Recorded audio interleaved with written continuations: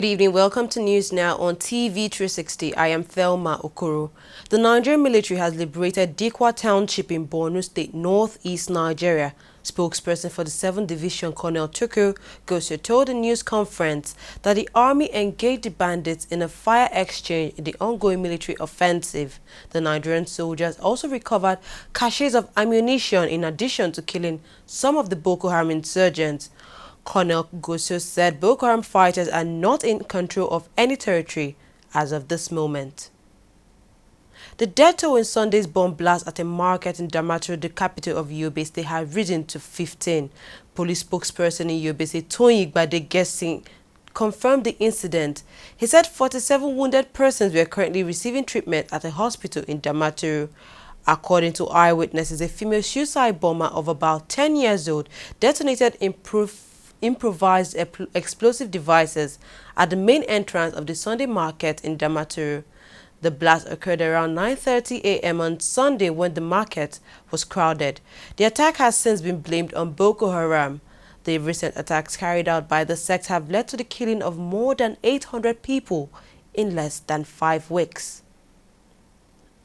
Governor of Yobe State, Ibrahim Gaidam, has condemned the bomb attack at the Sunday market in Damaturu. The governor described the attack as, quote, callous, barbaric and unjustifiable. A statement issued by his spokesperson said the governor also commiserated with families of the victims of the horrific bomb attack, which left at least 15 people dead and scores injured.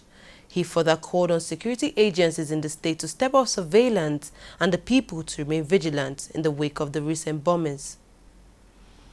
President Muhammadu Buhari has ordered a thorough investigation of the chlorine gas explosion in Jos Plateau State over the weekend, which led to the death of about many people. In a message of commiseration to families of the victims and to the government and people of Plateau State, President Buhari said an investigation into the incident was necessary to avoid a recurrence. The National Emergency Management Agency, NEMA, said over 8 people died in the incident, while 112 persons were injured and on admission in 4 different hospitals.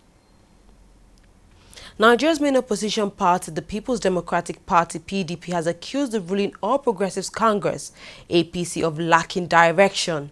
PDP National Secretary Olisa Metu, in a press conference on Sunday, said the APC government has had no direction since they assumed power. The party also said President Buhari's much-publicized visit to the U.S. was anything but successful. PDP in its assessment said that, quote, the only achievement and change brought by the APC government are the curbing of the fundamental human rights of citizens, engaging in selective application of war against corruption, interfering in activities of the National Assembly, and eroding the independence of INEC. Meanwhile, the APC has since condemned the PDP for its remarks. The All Progressives Congress, APC, has said the PDP as a party cannot provide any worthwhile opposition to the APC-led federal government if its spokesman continues to issue what it described as convoluted and Faustian statements just so that it can be in the news. APC, in a statement issued in Lagos by spokesperson Lai Mohammed, said the opposition party's statement sounds more like, quote, beer parlor gossips and side talks than a serious criticism of a sitting government, end of quote. The ruling party added that President Buhari is working hard every day in the priority areas of tackling security and corruption, rebooting the economy to provide jobs for youth and generally to restore good governance. The West African Examination Council, WAEC, has accused 19 state governments in Nigeria of refusing to offset registration fees owed the council totaling over 4 billion naira. Addressing journalists in Lagos today, head of WAEC's national office in Lagos, Nigeria, Charles Igurudu, said the debts for the registration of examination conducted in May, June 2014 and 2015 West African Senior School Certificate examination. This obviously good gesture has come at a price to the council. As I speak to you now, we are cash strapped as a result of the delay in offsetting the registration fees owed the council by some states. As a result, we are finding it difficult in meeting our financial obligations, particularly to our supervisors, examiners, and service providers. A total of 19 states in the country are owing the council in respect of the entry fees for state government-sponsored candidates for the May-June 2015 West African Senior School Certificate Examination. Some states still owe the council registration fees for the May-June 2014 WASC. We have written to the affected states without any response. The poor response of debtor states is threatening the smooth operations of the council.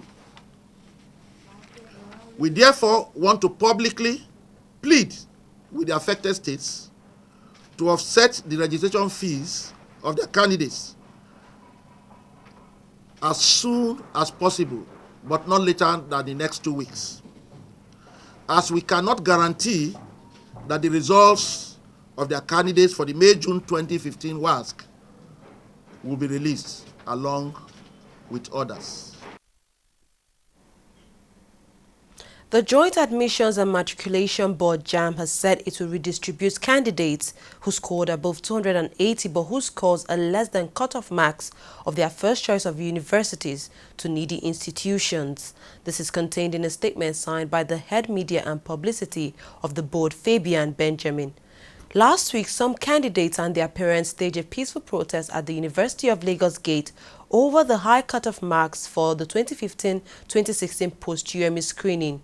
However, the body said the recent administration policy witnessed at the University of Lagos was aimed at ensuring that Nigerian universities admit only the top best, as was globally done.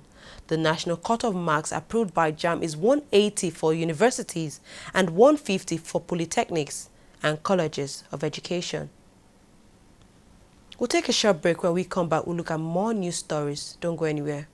Every day, every hour, and every minute, news break in Nigeria. Things happen so fast, it's most times difficult to track and comprehend them. But that's what we do right here on TV360. 2015, would you want to come back again? It's like asking Jesus Christ if he knew he was going to die, will you want to come back as the savior of the world again? We do not just help you track the stories, we break them down, explore all the angles, analyze the issues so that you can fully comprehend the stories and use them to make the right decisions. Welcome back to News Now. Let's look at business stories. Asset Management Corporation of Nigeria, AMCON, on Monday warned bad debtors that if loans remain unpaid, it will take steps to recover the debts, including legal means.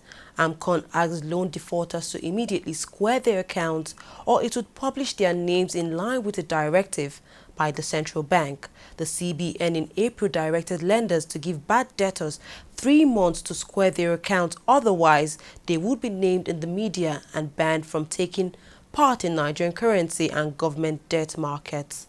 The bad market this year said it had recovered 57% of bad debts, estimated around 1.8 trillion naira from over 12,000 debtors in commercial lenders in Africa's top economy. Oil prices fell to a near 4-month low on Monday after a steep drop in Chinese stock markets. It also fell on more evidence of a global oil supply glut that has halved prices over the past year. Chinese stocks tumbled more than 8% on Monday, the biggest one-day drop in 8 years amid renewed fears about the outlook for the world's second-largest economy.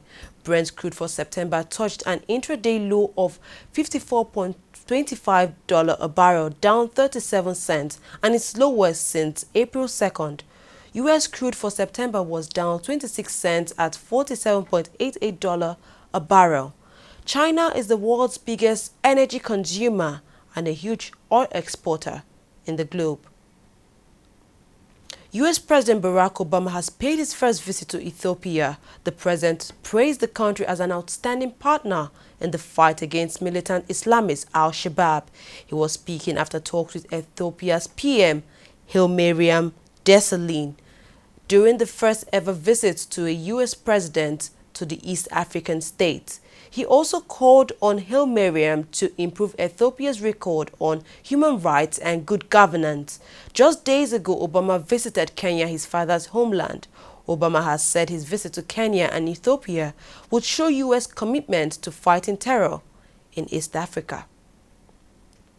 To sports stories now, Super Eagles coach Sunday Oliseh has promised that the team will not underrate any nation in their bid to qualify for the 2018 World Cup in Russia.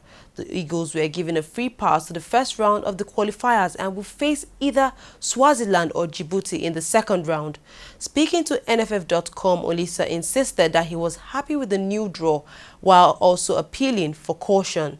The Eagles will kick off their 2018 World Cup qualifying bid with a game against the winner of the Swaziland vs Djibouti tie. Manchester United have completed the signing of Argentine goalkeeper Sergio Romero. The 28-year-old joined United on a free transfer after leaving Sampdoria earlier this summer and has signed a 3-year contract with the option of a 4th season. He will link up with former manager Van Gaal, who he worked with at AZ Alkmaar between 2009 and 2007, and is United's 5th signing of the summer. We've come to the end of news now. We thank you very much for joining us. I am Thelma Okoro.